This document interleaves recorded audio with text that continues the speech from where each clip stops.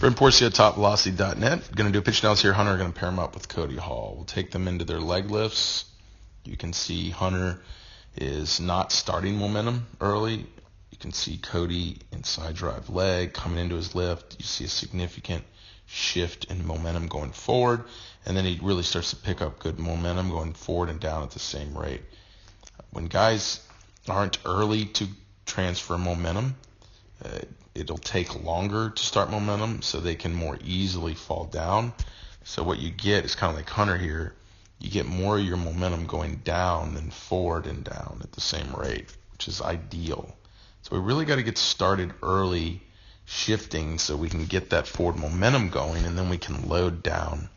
If not, we get to this point where we're at peak flexion, but there's not a linear force vector here, which is the ankle to knee, like Cody. So, Cody's in a position to drive. That'll continue to accelerate him to the target. Hunter is not. If he drives, it's just going to launch him up into the air. So he's going to have to hold that position, and now his momentum is really stalling out, trying to pick up.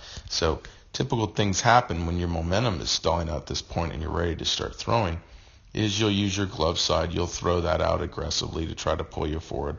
You'll kick your front leg out, all things that will potentially cause the system or the body to fly open. So you can see the lift leg gets way out here, the glove side gets way out there, and everything back here is stalled out. So what happens is there goes that lift leg early, and now you're going to see this back leg just follow and collapse and turn over. So no really drive or acceleration of momentum, which we're going to see from Cody here. He's in a position now he can drive, he can fully extend into front foot. We get a good ankle extension, knee extension, hip extension from a guy who has actually very tight mobility in those joints.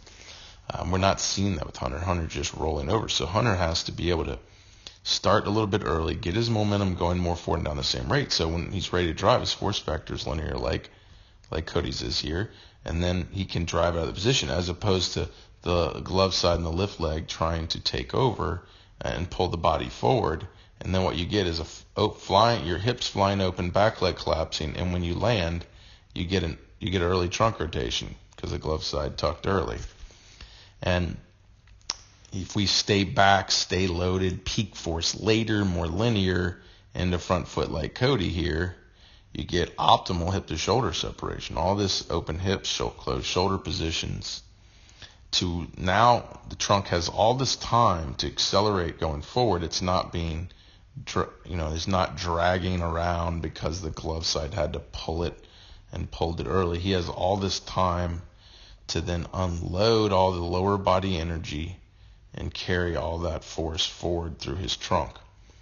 When Hunter's in a position where he's rushing, flying open, no power from the back side, the front side is dragging the arm.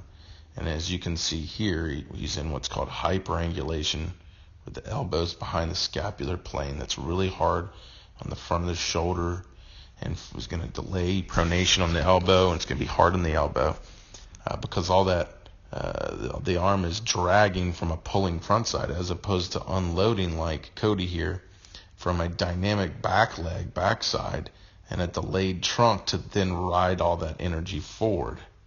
So Hunter finishes more vertical, more behind his front leg at the end, not finishing over his front leg like Cody. So it's compromising his ball speed and putting excessive stress on his arm. So the key is really learning how to get the force vector linear, get the energy moving forward and down, maximizing force out of leg drive without your front side trying to pull you off the rubber and early trunk rotate. So if we can maximize that leg power, then he can delay early trunk rotation. He can get more hip to shoulder separation. His arm won't drag, and then all that energy will explode forward, increasing his velocity.